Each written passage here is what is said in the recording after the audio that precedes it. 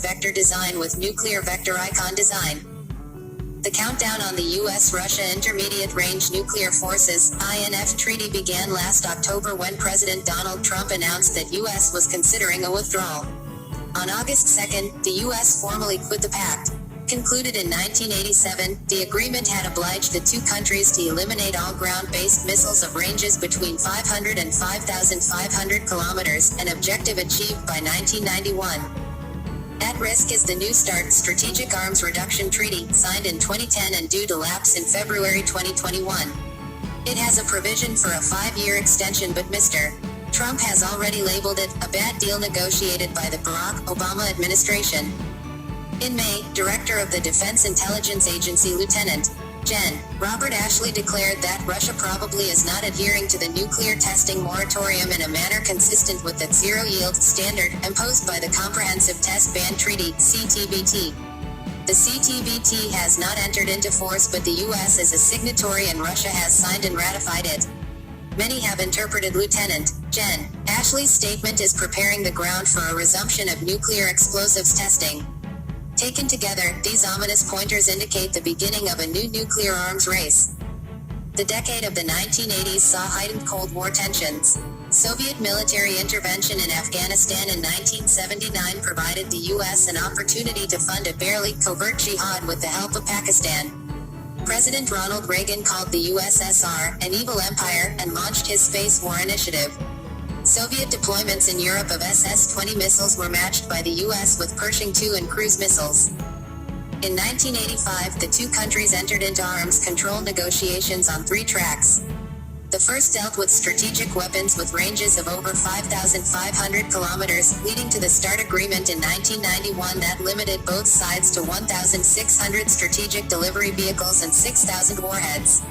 A second track dealt with intermediate-range missiles, a particular concern to the Europeans, and this led to the INF Treaty in 1987. A third track, nuclear and space talks, was intended to address Soviet concerns regarding the U.S.'s Strategic Defense Initiative, SDI, but this did not yield any concrete outcome.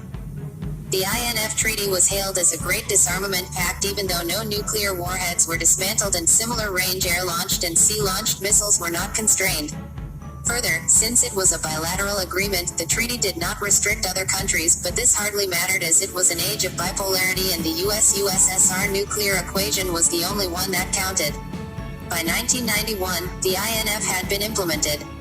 The USSR destroyed a total of 1,846 missiles and the US did the same with 846 Pershing and cruise missiles. Associated production facilities were also closed down. In keeping with Reagan's dictum of trust but verify, the INF Treaty was the first pact to include intensive verification measures, including on-site inspections. With the end of the Cold War and the breakup of the USSR in end 1991, the arms race was over. Former Soviet allies were now joining the North Atlantic Treaty Organization, NATO, and negotiating to become European Union, EU, members. The U.S. was investing in missile defense and conventional global precision strike capabilities to expand its technological lead. Importantly, some of these were blurring the nuclear conventional divide. In 2001, when the U.S. announced its unilateral withdrawal from the 1972 Anti-Ballistic Missile Treaty, ABM Treaty, a keystone of bilateral nuclear arms control was removed. The INF Treaty had been under threat for some time. The U.S. had started voicing concerns about the Nevator 9M729 missile tests nearly a decade ago.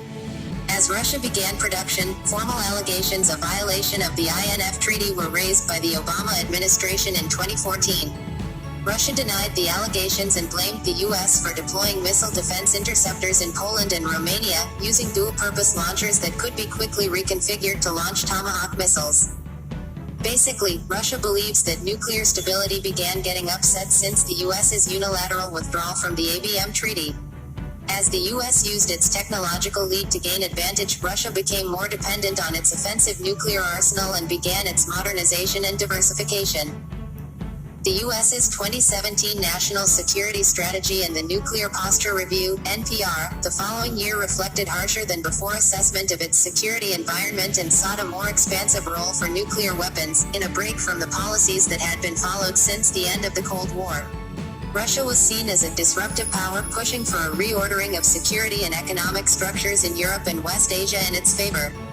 China was identified for the first time as a strategic competitor that was seeking regional hegemony in the Indo-Pacific region in the near term and displacement of the US to achieve global preeminence in the future.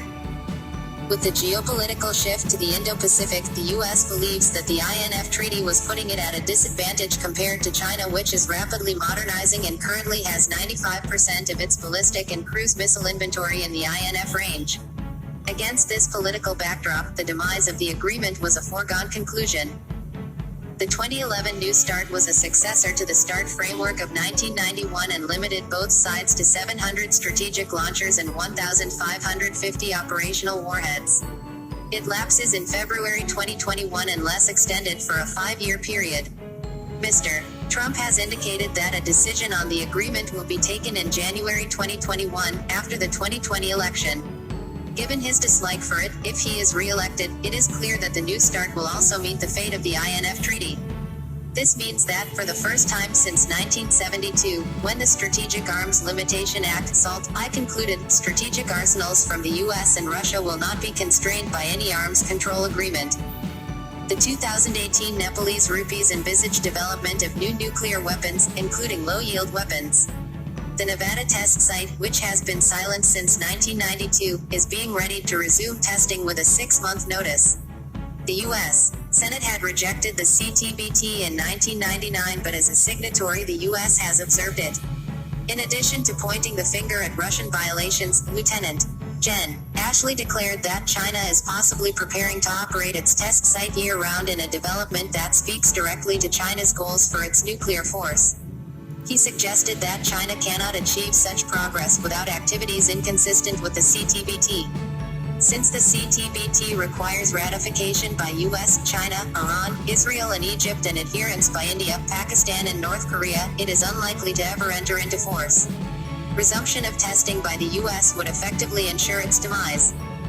A new nuclear arms race could just be the beginning. Unlike the bipolar equation of the Cold War, this time it will be complicated because of multiple countries being involved. Technological changes are bringing cyber and space domains into contention. All this raises the risks of escalation and could even strain the most important achievement of nuclear arms control, the taboo against the use of nuclear weapons that has stood since 1945. Rakesh Sood is